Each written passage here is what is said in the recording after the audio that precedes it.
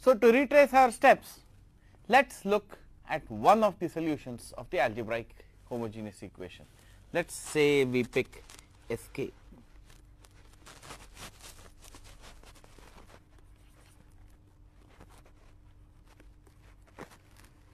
Some k which is less than capital N, of course. So, what do we do with this Sk? We know that it is a solution to the algebraic equation, and hence if we go back to the factorized form of the solution of the homogeneous differential equation, namely e to the st summation k equals 0 to n. Well, let me not call this Sk, there is confusion can be caused. I will call it S n. Let us say I call it S n. So, this was our factorized form of the solution, e to the power st times k equals 0 to capital N a k s to the k. This was the factorized form. Now, if S n is a solution for the algebraic equation, then if I put S n over here, that is, if I subscript this S by n, so that I have chosen S to be the nth root of the algebraic equation, then we already know that the right side factor, the polynomial factor in this solution of the homogeneous equation, will become equal to 0, and hence this entire expression will become equal to 0.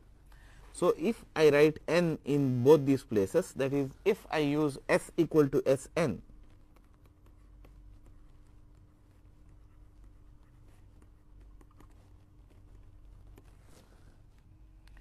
then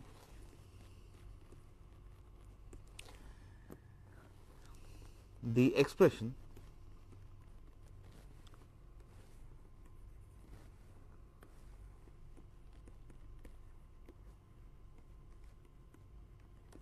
indeed solves the homogeneous differential equation.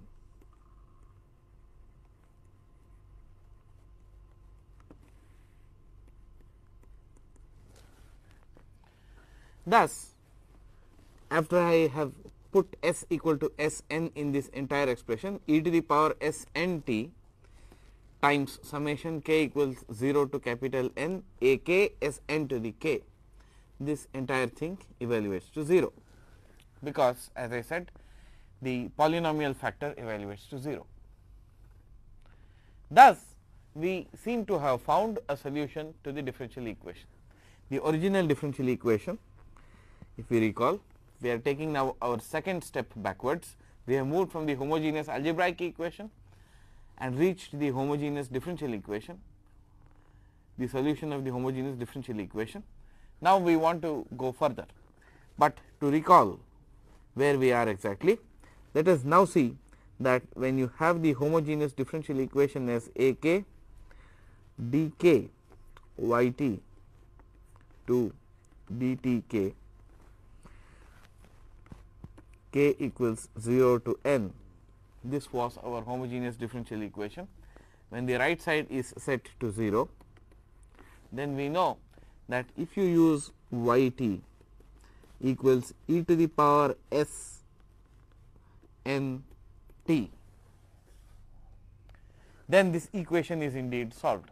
So, e to the power s n t is a solution.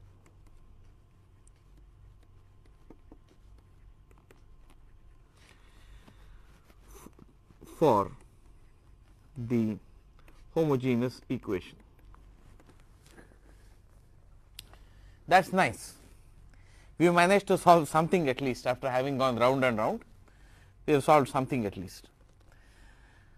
But this that we have solved, this part that we have solved has a lot of ramifications. What we have already done will take us another 15 minutes at least to understand the implications of it. Now, from what we have written over here, the first thing I can say is that I just chose S n as one of the capital N roots of the polynomial algebraic equation. If e to the power S n t is a solution for this differential equation, for the homogeneous differential equation, then I can make the following remarks immediately, and each of these remarks will turn out to be self evident or will require very little explanation. First, if e to the power S n t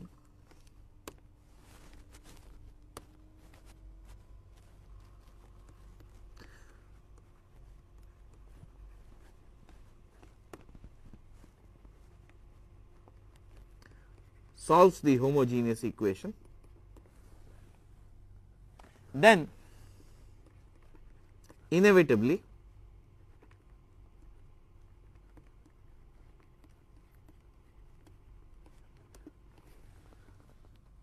so will e to the power S 1 t, e to the power S 2 t and e to the power S subscript capital N t. All these will solve the homogeneous equation.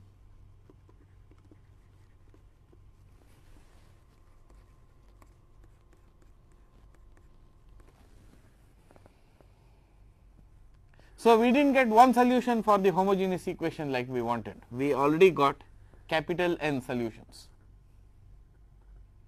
and fortunately or unfortunately the story does not even end there, it gets much bigger than that, as we will see in a little while. We have n solutions for the homogeneous differential equation. Let us choose any one of them and study further. Consider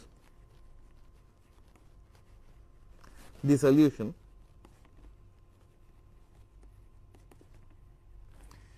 e to the power S small n t. This is one of those solutions. Small n takes some value between 0 and between 1 and capital N. If this is a solution, let us see what happens if you use a scaled version of this same function. Scale it by any complex constant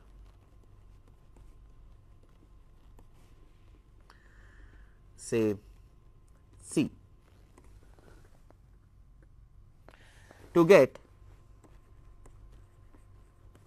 C times e to the power S n t. Substitute this C e to the power S n t in the homogeneous differential equation. What do you expect you will get?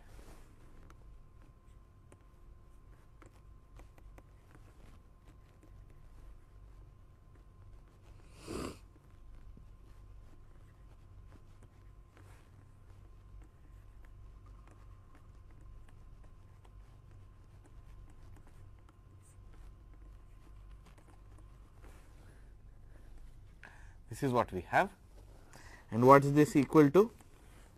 Every time you differentiate a function that is scaled by a constant, the constant factors out of the differentiation. We know that differentiation is linear with respect to scaling as well as superposition. Furthermore, we just have a sum of these terms, and C is going to be a common factor in all these terms. So, we will simply get this C times k equals 0 to n a k d k e to the power S n t by d t to the k, which is C times this same differential equation we had earlier, for which we know that e to the S n t is a solution. So, this whole thing is just equal to 0. What does that mean? That means that not only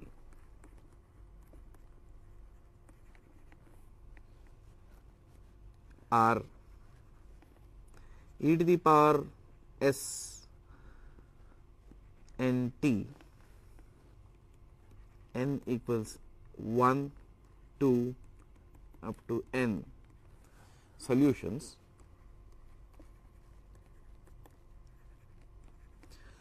for the homogeneous equation,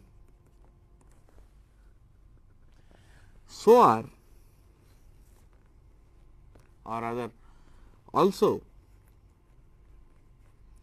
c times e to the power s n t are solutions.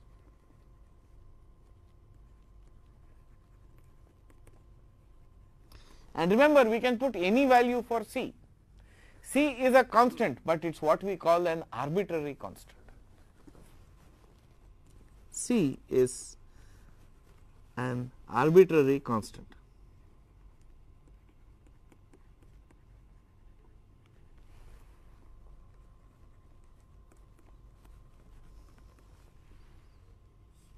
Now, there is no room to get confused. What do we mean by saying it is arbitrary and constant at the same time? We simply mean, when we say it is a constant, we mean that it is not a function of time. It's once you set a number for it, a value for it, it stays the same number irrespective of what time it is. On the other hand, you can choose any number you like. So, it is not a function of time, in that sense it is a constant, and it can be any number you like, therefore it is arbitrary, it is an arbitrary constant. You can choose c to be any number from plus infinity to minus infinity if you want it to be real. You could even choose any number on the complex plane if you want it to be complex. For every one of those choices of c, you will have c e to the power s n t as a solution for the homogeneous equation. So, that means that we do not have just one solution for the homogeneous differential equation. No, we do not have just n solutions, capital N solutions, as we thought a little while ago for the differential equation. No, we have now an infinite number of solutions for the homogeneous differential equation. In fact, if you pick each one of these SKs or SNs, each one of the roots of the homogeneous algebraic equation, associated with each of those roots, you will have an infinite number of solutions, which you can generate by changing the value of c over and over again on the complex plane. So, in fact, you can of course loosely say that you have an infinite times capital N number of solutions. Infinity times capital N is still infinity. So, anyway we can say that there are an infinite number of solutions. Okay. So, we have all these solutions. Now, the matter does not even end here, and that is what is so surprising.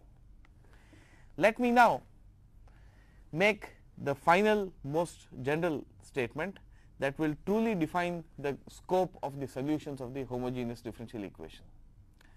In order to say this, I will first denote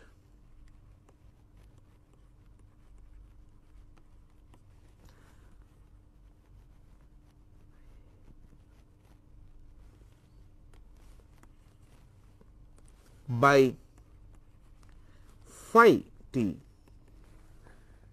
any function that solves the homogeneous differential equation.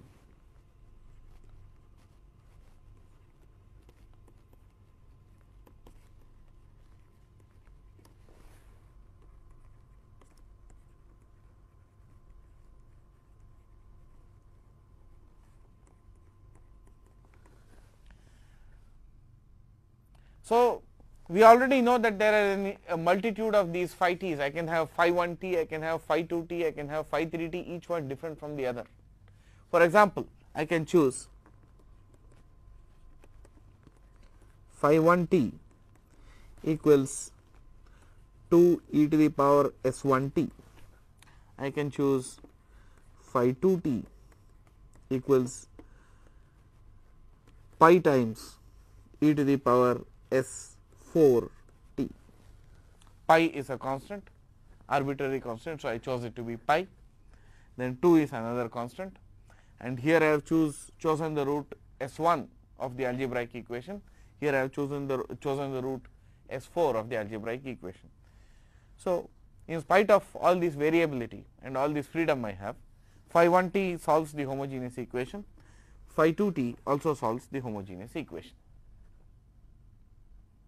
So, I have just taken two different solutions of the homogeneous equation, since I already know at this stage of the argument that there are lots of solutions. I can choose 2 of them, I can choose 100 of them very easily. Now, what we were waiting for, we can see very demonstrably, very easily that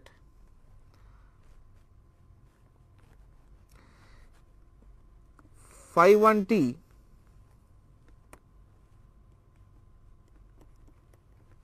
plus phi 2 t also is a solution for the homogeneous equation.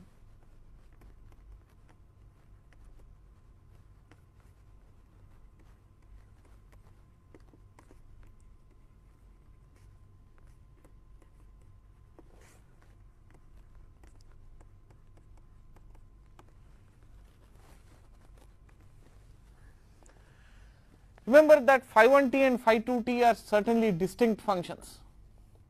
They do not look the same, they are not the same function. And furthermore, phi 1 t plus phi 2 t is different from both phi 1 t and phi 2 t. It is not trivially distinct from both. And yet, this new creature, that is phi 1 t plus phi 2 t, also turns out to be a solution for the homogeneous differential equation. We can demonstrate this very easily. We have not done this yet. Let us just do it. Let us take, well, what are our input facts for our argument? The facts are that we have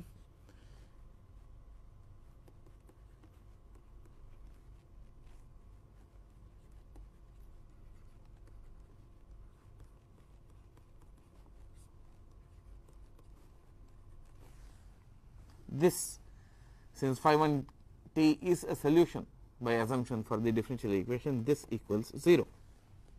Likewise,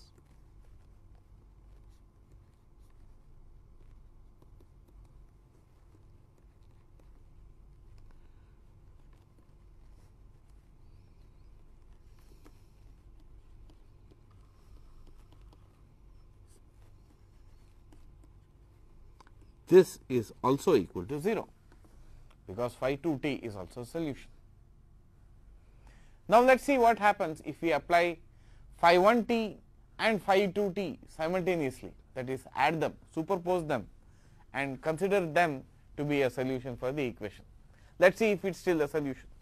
Very obviously, it is, because what we have on hand is k equals 0 to n a k d k phi 1 t plus phi 2 t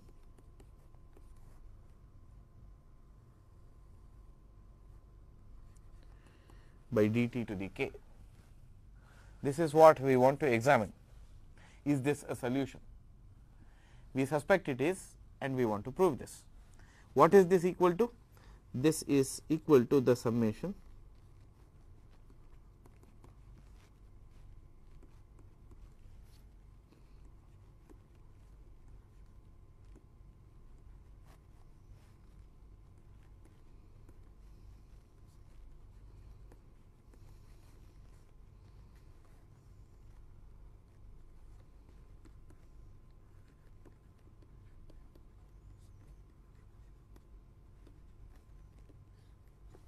This is what it is. So, each term has split into two terms. What we will now do in the summation is to split the entire summation into two summations.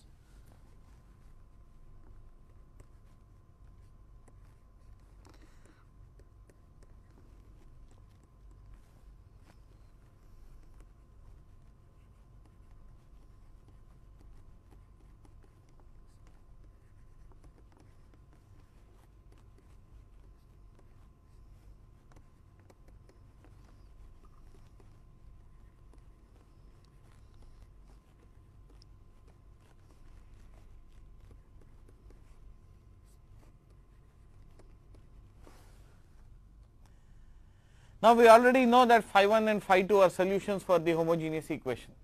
In short, each of these two summations is individually 0. This is individually 0 and this is individually 0. So, the entire expression is 0. This proves that if phi 1 and phi 2 are taken out of the set of homogeneous solutions, then phi 1 plus phi 2 is also a member of the class of homogeneous solutions for the homogeneous equation. You can in fact easily establish a slightly more general result, that is that if phi 1 and phi 2 are solutions for the homogeneous equation, then in general C 1 phi 1 t plus C 2 phi 2 t solves the homogeneous equation. That is very evident, because all that will happen can be demonstrated in the expressions we have already written over here. All that will happen is we will have dk by dt k of C 1 phi 1 plus C 2 phi 2, which will split into two derivatives, a k times dk C 1 phi 1 by dt k plus dk C 2 phi 2 by dt k. By the linearity, the homogeneity of the differential operator, we would get a k times C 1 dk phi 1 by dt plus a k times C 2 dk phi 2 by dt. Then we could split it into two summations, as we already have done, and each such summation would be 0, because C 1 would be a common factor for all the terms in the first summation, C 2 would be a common factor for all the terms in the second summation. The whole thing still comes to 0. Now,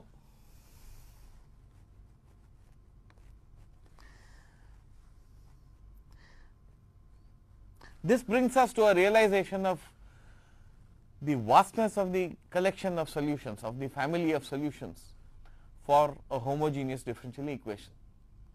We do not have one solution, we do not have two solutions, we have an infinite number of solutions, a huge infinite number of solutions for the homogeneous differential equation. That is the state of the story up to now. Now, we want to add a few refinements to our understanding.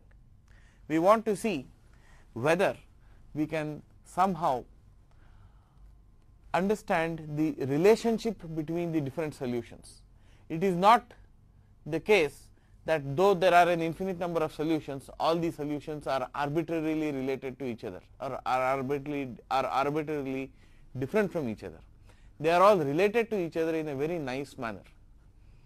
And in order to show you how they are related to each other, I will have to invoke the notion of a vector space, the vector space of solutions of the homogeneous equation.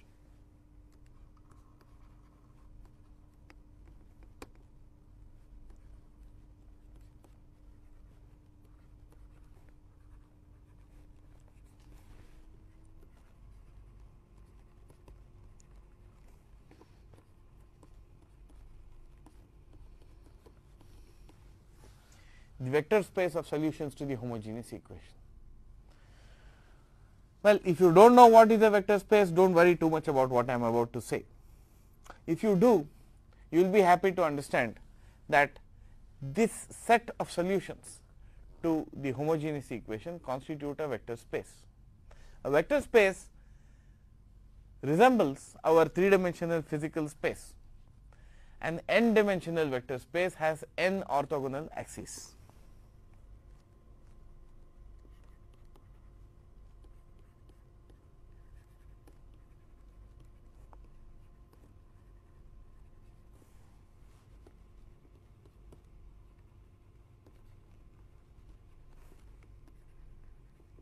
Or can be made to have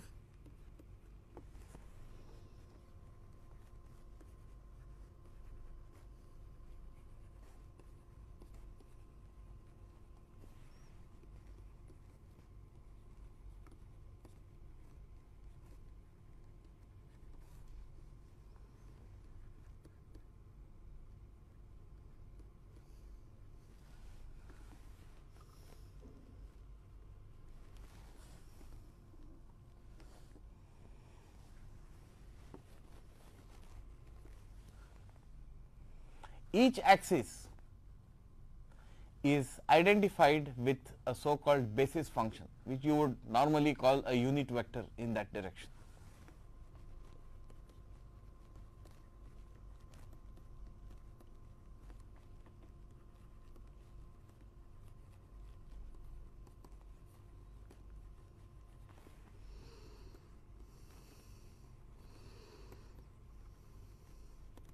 By a basis vector. An arbitrary vector in the space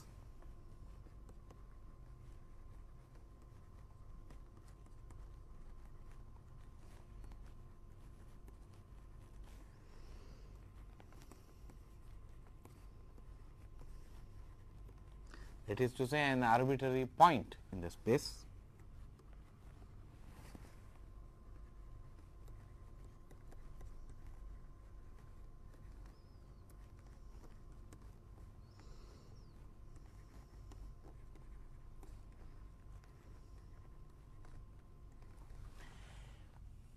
may be expressed as a linear combination of the basis vectors.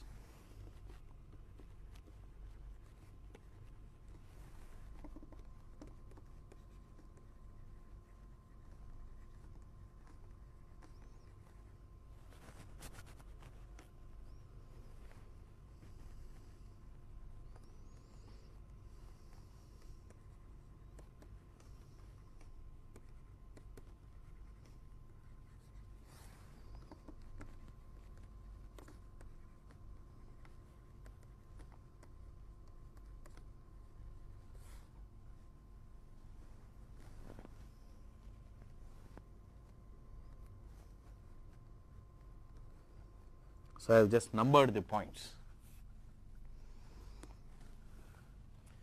An arbitrary vector in the vector space, which is to say an arbitrary point in the space.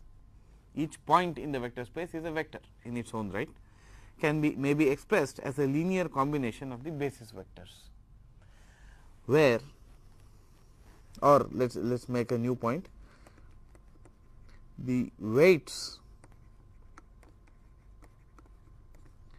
of the linear combination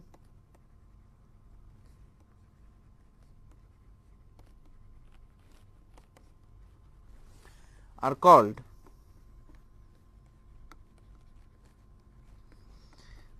the coordinates of that point.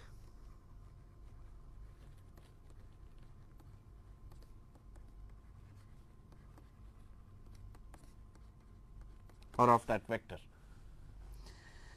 Okay.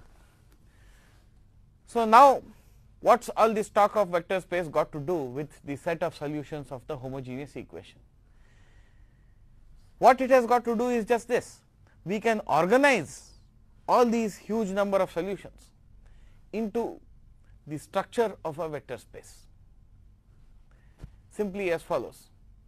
Let there be an n dimensional vector space and the n basis vectors or the n basis functions be chosen to be e to the s1 t, e to the s2 t and so on.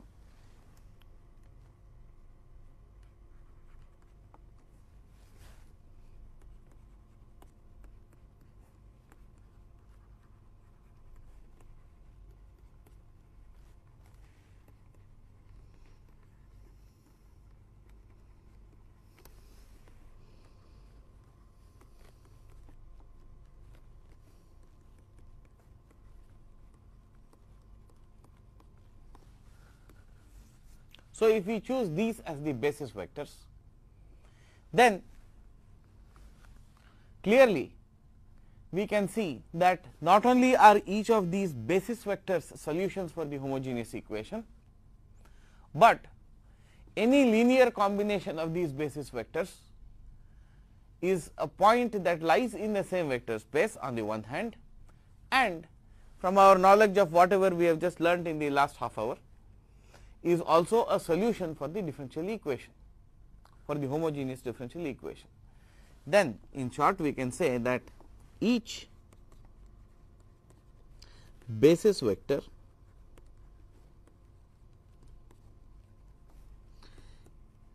solves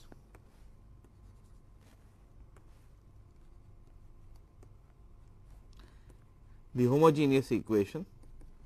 Fine. Each basis vector solves the homogeneous equation, and by what we have found, each point, by which I mean vector, in the space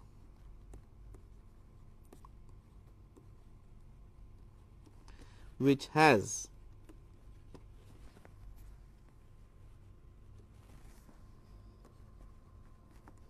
e to the s1 t on to e to the s n t as a basis,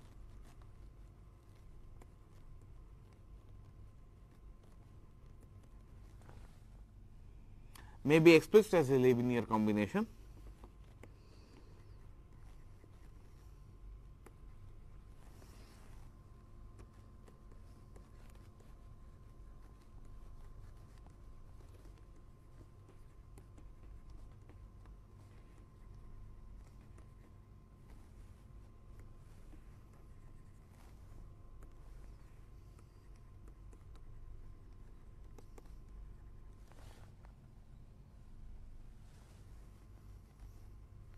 of them, and hence is also a solution.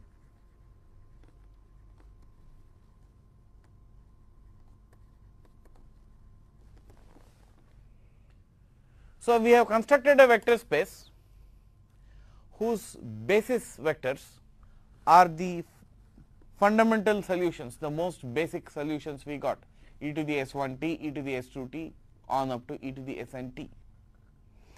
And we have found that every point in the vector space which has this set of vectors as a basis will also be a solution for the same homogeneous equation.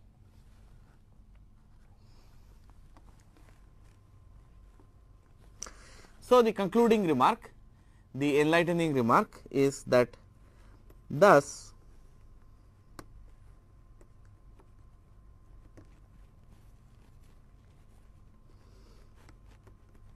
the set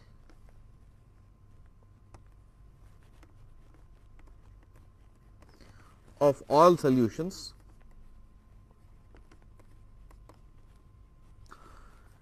for the homogeneous equation is a vector space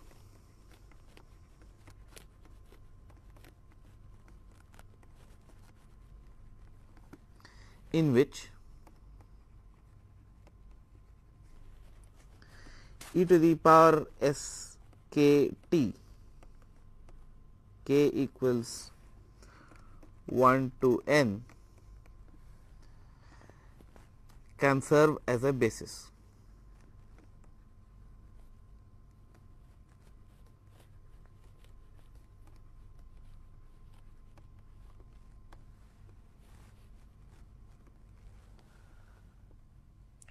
This gives us a good picture of the manner in which the solutions of the homogeneous differential equation are organized relative to each other. This is also probably the last remark that we can make about the homogeneous solution alone. We are now therefore in a position to take the next step forward, solving the non-homogeneous equation.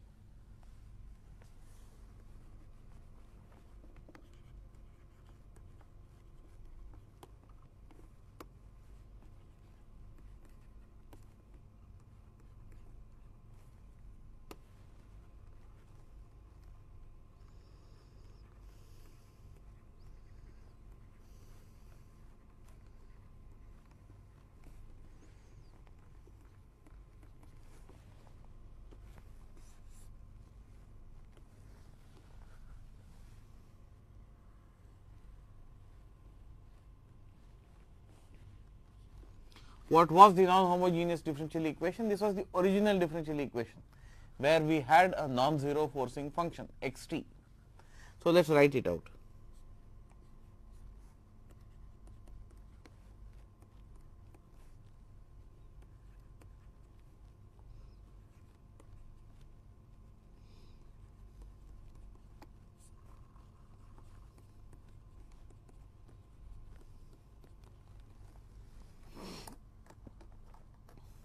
this is going to be a different kind of game altogether, because we do not have 0 on the right side.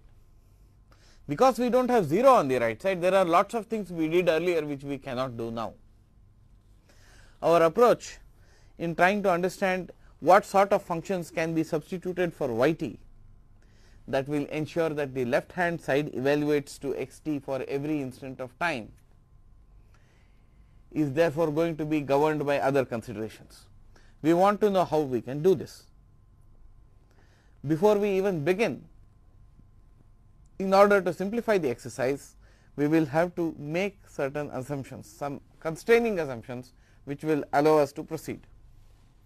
Probably we can relax these assumptions later, but at the initial stage when we want to get an understanding, let us constrain our forcing function to be one of a few different kinds of possible functions. To seek a solution,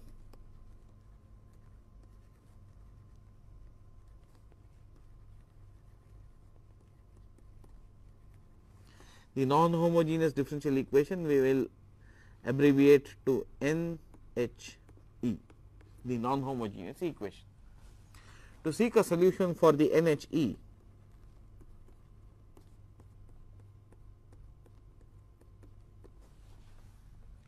we have to consider only very simple forms of xt. We confine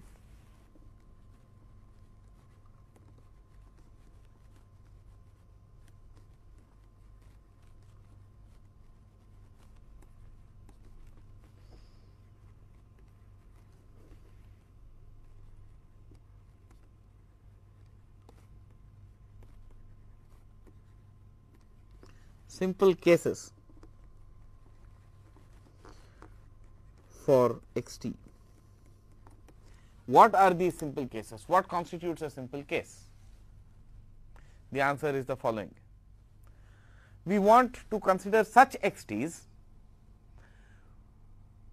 for which yt will be of the same form as xt.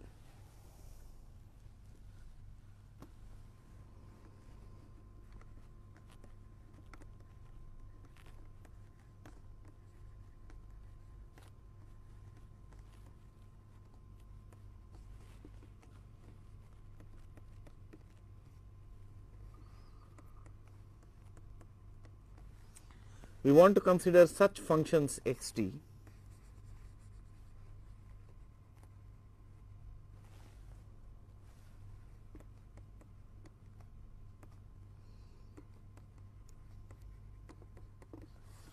for which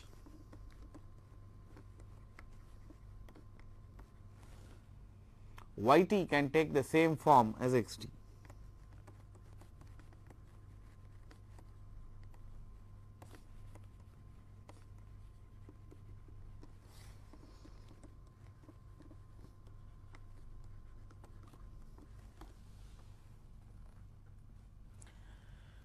Further, we want such functions where the derivatives of yt have the same form as yt.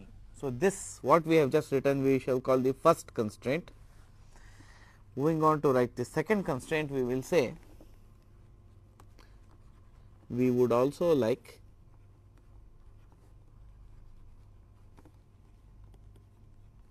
to have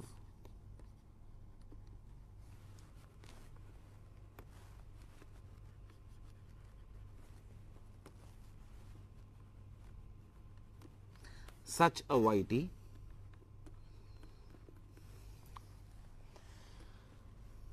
that has derivatives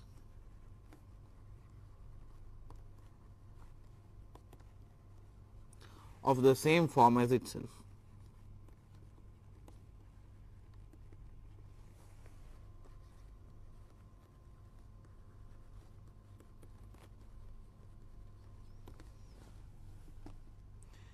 So, two constraints, xt and yt should be of the same form, yt and its derivatives must be of the same form.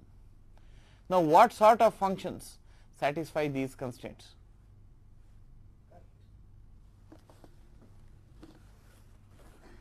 इतना जल्दी हो गया?